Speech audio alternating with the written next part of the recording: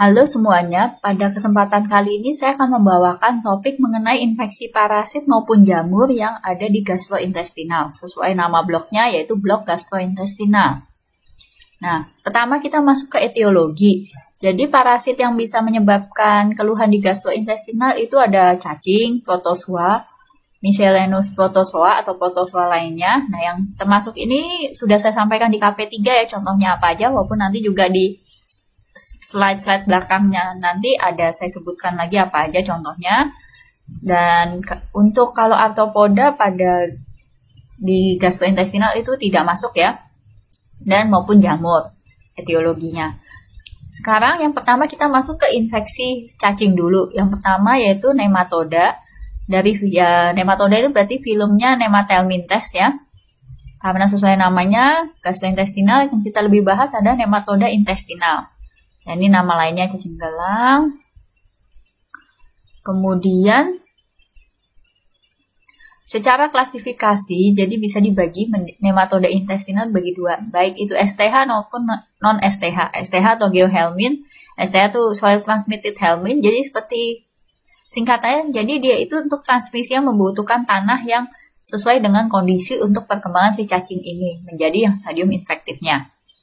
Untuk yang STH, baik itu genus spesiesnya bisa kalian lihat di sini, mulai dari Ascaris lumbricoides, penyakit yang disebabkannya Ascariasis, kemudian toxocara, penyakitnya namanya toxocariasis, kemudian ada kalau yang namanya infeksi cacing tambang bisa karena Necator americanus, Ankylostoma duodenale, maupun Ankylostoma selanicum.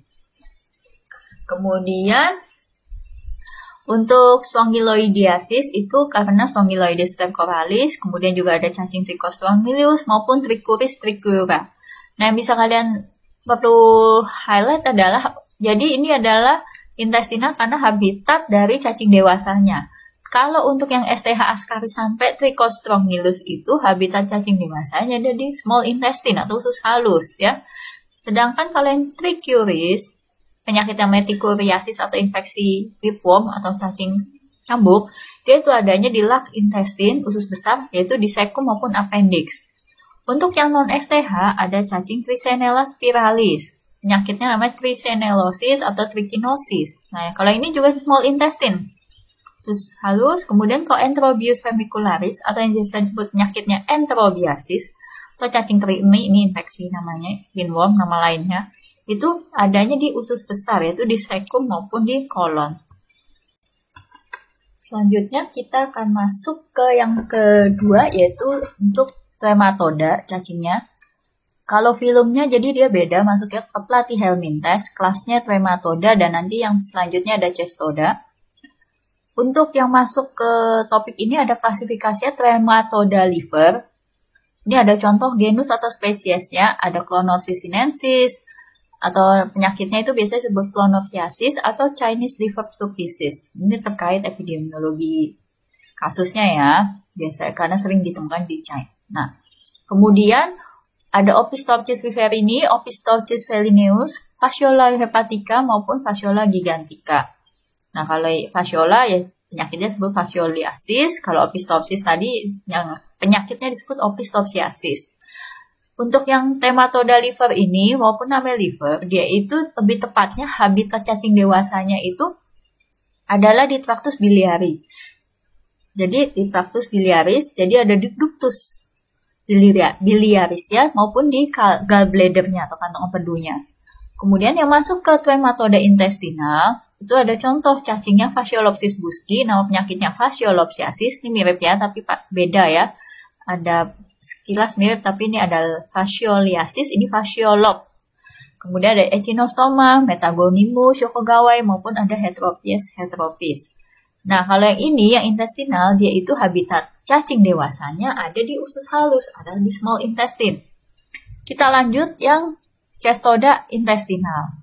Nah, sama kayak tadi, jadi masuknya filum Platyhelminthes, jadi ada kelas trematoda, ini yang cestoda sekarang. Klasifikasinya yang dibahas di sini adalah yang cestoda intestinal.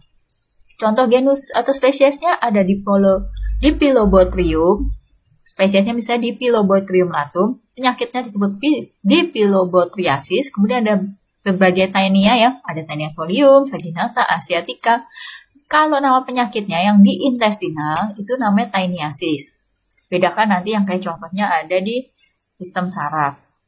Kemudian ada yang Hymenolopis, ada Nana, diminuta, penyakitnya disebut Hymenolepiasis. Untuk habitat cacing dewasanya ada di small intestine ataupun di usus halus.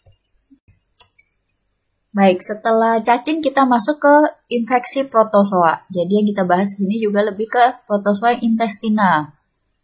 Nah, kalau yang penyebabnya ini murni di kingdom protozoa, ini nanti bisa dibagi.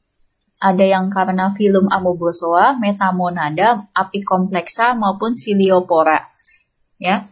Nah, kita mulai dari atas dulu. Nah, kalau yang termasuk Amoebozoa yaitu pseudopod amoeba karena dia punya pseudopodi untuk alat geraknya, itu bagi menjadi dua klasifikasi untuk patogenisitasnya. Jadi ada yang patogenik intestinal amoeba maupun non patogenik. Kalau yang patogenik, contohnya Entamoeba histolytica, nama genusnya, spesiesnya. Penyakitnya itu disebut amebiasis atau amoebic dysentery, karena bisa menyebabkan klinisnya dysentery.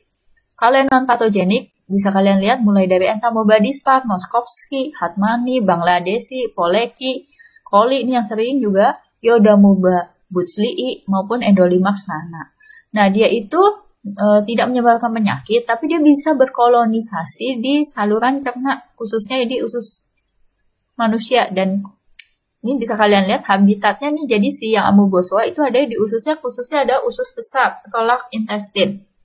Nah, kalau jumlah kolonisasinya berlebihan di usus, tentunya bisa menyebabkan ada kaitan dengan kondisi atau keluhan klinis di gastrointestinal juga. Walaupun dia pada dasarnya non-patogenik. Kemudian yang termasuk filum Metamonada itu ada dibagi menjadi yang flagelata. Klasifikasi bisa ada flagellata intestinalis. Nah, yang ini maksudnya patogenik ya, maupun yang flagellata yang non-patogenik. Nah, bisa kalian lihat kalau yang flagellata intestinalis yang patogenik, yang seperti kita tahu, yang sering nih ada Giardia lamblia atau biasa disebut Giardia duodenalis atau Giardia intestinalis. Nah, nama penyakit yang disebabkannya ada Giardiasis. Nah, dia itu habitat protozoanya ada di small intestine. Kemudian yang patogenik intestinal flagellata lainnya ada di Entamoeba fragilis. Walaupun ya sejauh ini sudah dianggap patogen ya, walaupun masih ada sedikit perdebatan juga kalau kalian baca beberapa jurnal. Nah, kalau penyakitnya disebut Entamoebiasis. Nah, tapi beda ya, kalau yang diabia itu ada di usus halus, small intestine, kalau di Entamoeba itu habitat protozoa ada di large intestine atau usus besar. Kemudian termasuk yang non-patogenik flagellata, ada contoh Enteromonas hominis, Retormonas intestinalis, Silomastic mesnii, maupun Pentatrichomonas hominis. Dulunya namanya Trichomonas hominis. Nah, tapi ini ada sedikit perubahan nama. Nah, sama kalau non-patogenik ini bisa berkolonisasi, seperti yang tadi ini amoeba. Tapi ya kalau jumlahnya berlebih juga bisa menyebabkan keluhan, ataupun jumlahnya tidak terlalu berlebih, tapi pada pasien yang istilahnya ada memang sensitif ya di pencernaannya, ya kolonisasinya berkembang di mana dikit juga bisa menyebabkan ada kaitan dengan keluhan klinis. Meskipun itu harus baca lebih lanjut lagi ya. Ini kan saya hanya sekilas saja untuk tahu klasifikasinya. Nah, kalau yang ini ada di usus besar.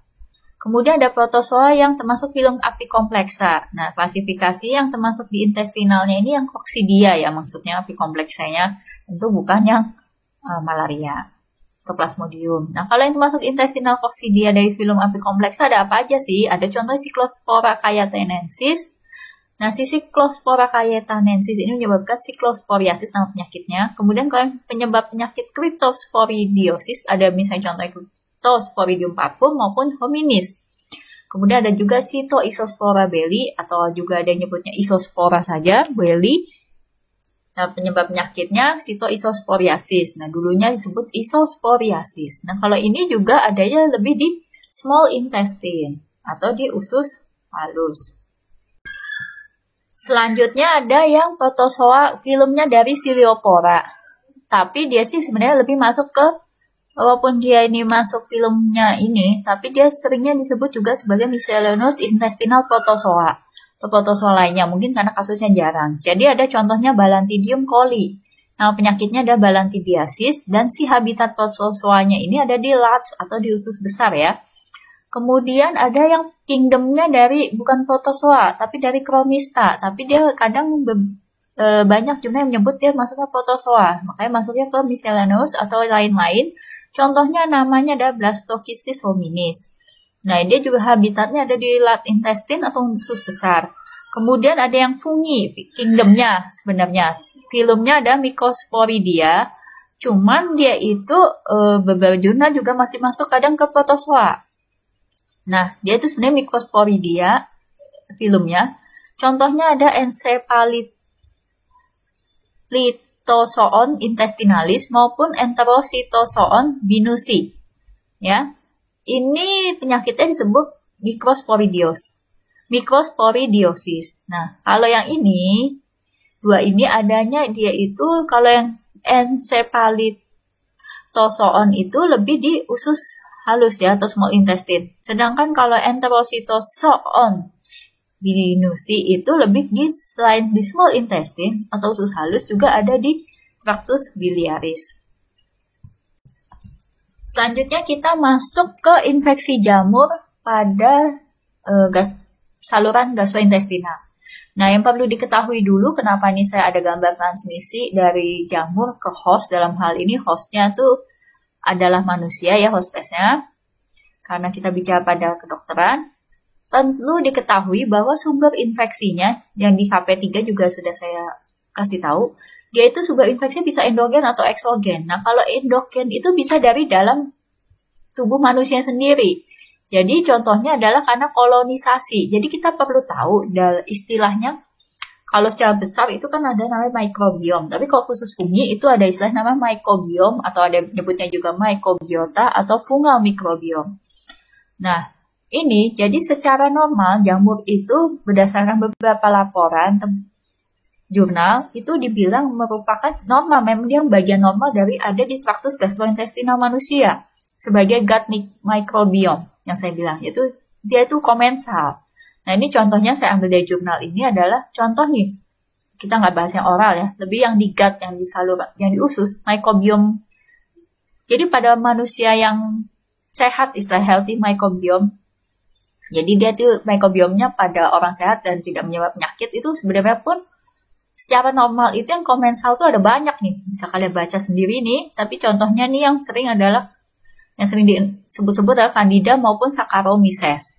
Ya, sedangkan kalau yang lain-lainnya ini jumlahnya dikit, tapi paling banyak nih adalah yang ini, makanya paling sering disebut. Nah, maksudnya endogen itu yang tadi dari dalam, terjadi kolonisasi dari si microbiome ini. Contohnya, kan seperti kita tahu Candida itu paling sering adalah juga yang ada di manusia itu ada Candida albicans. Jadi, bisa terjadi infeksi yang awalnya itu memang hanya sebagai komensal, tapi terjadi kolonisasi dan kemudian juga ada hubungan dengan kondisi imunnya dari hostnya. Biasanya kondisi imun penjamunya atau hostnya itu mengalami misalnya imunokompromi sehingga terjadi kolonisasi, kemudian pada akhirnya bisa menyebabkan infeksi. Nah, jadi yang biasa kolonisasi itu yang awalnya dia hanya sebagai flora normal atau microbiome. Kemudian bisa juga lebih karena, walaupun yang ini yang lebih banyak yang kalau ini memang bisa berbagai laporan ditemukan tapi sangat kecil jumlahnya, kalaupun sebagai normal flora. Bisa juga karena terjadi reaktivasi, jadi infeksi sebelumnya. Kalau yang sering kita dengar bakteri contohnya TB. Nah, kalau pada jamur tuh ada namanya jamur Cryptococcus. Dia itu bisa menyebabkan terjadi karena reaktivasi. Jadi mungkin dulu pernah kena tapi nggak menyebabkan infeksi berat atau bahkan nggak sadar gitu si host manusianya ini pernah terinfeksi. Tapi pada saat dia kondisi imunnya ngedrop, misalnya pada imunokompromi, seringnya misalnya pada penderita HIV/AIDS, nah itu bisa menyebabkan terjadi infeksi nih. Jamur Cryptococcus. Bisa juga sumber infeksinya memang dari eksogen atau dari luar. Jadi misalnya jamurnya airborne, jadi melalui inhalasi ya. Contohnya, ataupun secara kontak, maksudnya di cutaneous. Jadi infeksi jamur kulit nih lebihan. Nah, selanjutnya kita masuk ke infeksi, ini lagi penjelasan lebih lanjutnya mengenai infeksi jamur di gastrointestinal. Pada prinsipnya, kebanyakan jamur itu sifatnya tidak terlalu virulens atau virulensinya rendah. Sehingga mereka itu lebih sering disebut sebagai patogen oportunistik. Jadi lebih terjadi, infeksinya itu lebih terjadi seringnya pada kondisi penjamu yang mengalami gangguan imun misalnya yaitu ada yang imunokompromi, misalnya HIV/AIDS paling sering contohnya, maupun ada kondisi lain misalnya neutropenia atau keganasan dan lain-lainnya. Tidak. Nah itu contohnya. Nah ini ada penjelasan di bawahnya. Contoh kondisi imunokompromi yang dimaksud sering menyebabkan jadi ada terjadi infeksi oportunistik jamur nih misalnya adanya underlying disorder, contohnya AIDS, misalnya pasien juga dengan kemo, kemudian habis transplant sum-sum tulang atau organ. Nah, intinya pasien yang mengalami imunokompromi juga ada karena bukan karena underlying penyakit disordernya, tapi karena emang mengalami imunodefisiensi primer. Kemudian misalnya penggunaan steroid dalam jangka kronik, usia yang ekstrim, misalnya pada neonatus ataupun usia lanjut, usia yang udah ekstrim, kemudian apapun misalnya malnutrisi ataupun juga ada penyakit kronik lainnya. Nah, jadi infeksi jamur ini terjadinya nih tadi mayoritas pada penjamu yang imunokompromi karena yaitu si yang tadinya itu hanya flora normal, misalnya candida yang ada di usus gut, itu terjadi overgrowth si sel jamurnya ini atau sel jamurnya namanya ragi ya. Jadi overgrowth. Utamanya itu seringnya itu atau ya memang juga bisa karena terpajan dari misalnya makanan atau minuman yang terkontaminasi atau maupun yang juga bisa kok bisa terkena infeksi dari mana? Atau memang juga sebenarnya itu dari tempat infeksi lain, tapi mengalami diseminasi infeksi jamurnya. Jadi awalnya misalnya cuma di kulit atau mukosa, tapi bisa ke sistemik karena terjadi diseminasi. Baik, kita lanjut. Nah, ini contoh apa aja organismenya. Ini saya tabelnya sih ambil dari jurnal ya. Apa aja contoh jamur yang bisa menginfeksi pada penjamu yang mengalami imunokompromi. Contoh organismenya ada yang ini cukup sering juga sih kalau Aspergillus, memang paling sering sih memang Candida. Yang Aspergillusnya ada contohnya Aspergillus fumigatus, flavus maupun niger, kemudian ada Candida, contohnya albicans, tropicalis. Ini bisa kalian baca nanti tabel ini. Nah, tapi yang mau saya highlight adalah temuan patologis di hostnya atau di penjamunya manusia ini.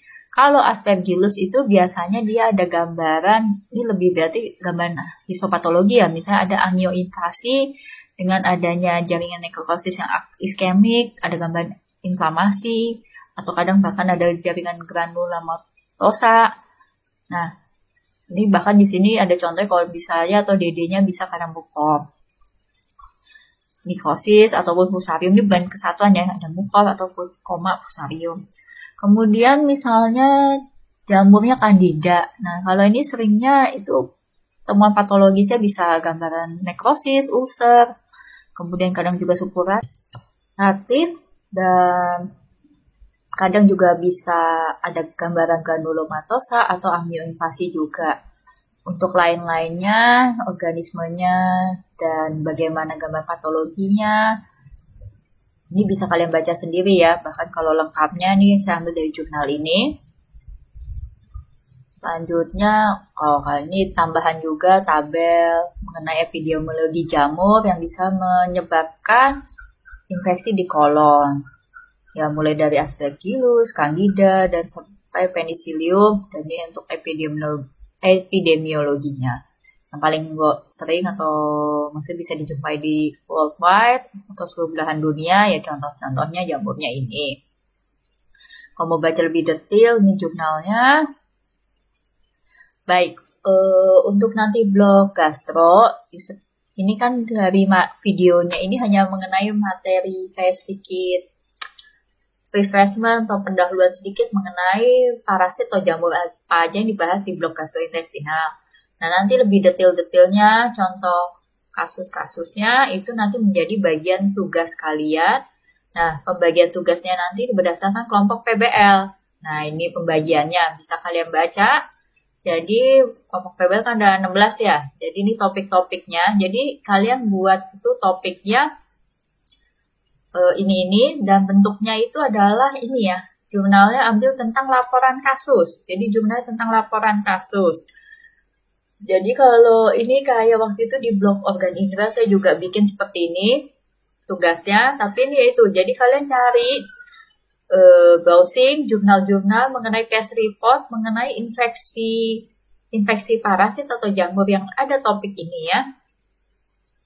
Nah, contohnya kelompok 1 tentang askariasis, 2 hookworm, 3 trichuriasis, 4 enterobiasis, 5 clonorrhiasis, 6 fascioliasis, 7 fasciolopsiasis, 8 dipilobotriasis, 9 taeniasis, 10 hymenolepiasis, 11 amebiasis, 12 giardiasis, 13 cryptosporidiosis, 14 blastocystis infection, 15 candidiasis in gastrointestinal ya.